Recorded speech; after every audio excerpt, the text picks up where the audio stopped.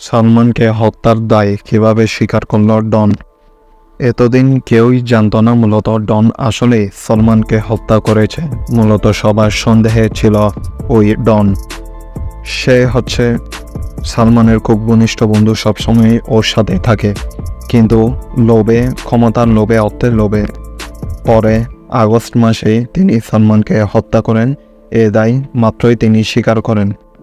এতদিন তিনি লুকায়িত অবস্থায় ছিলেন, কিন্তু পুলিশ মূলত তাকে আবার ধরে জিজ্ঞাসাবাদের জন্য, যেহেতু পরের 5 থেকে 8 বছর সে আর হাজিরা দিতে আসেনি।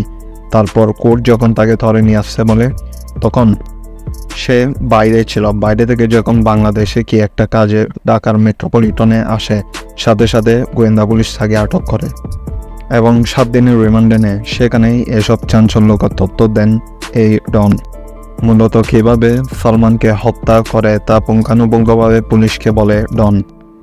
একই সাথে এর সাথে আরও 10-12 জন জড়িত, যাদের সবাইকে আস্তে আস্তে এক একজন করে অ্যারেস্ট করছে বলে জানান পুলিশের এসআই রফিকুল ইসলাম। প্রিয় দর্শক, আপনাদের কি মতামত?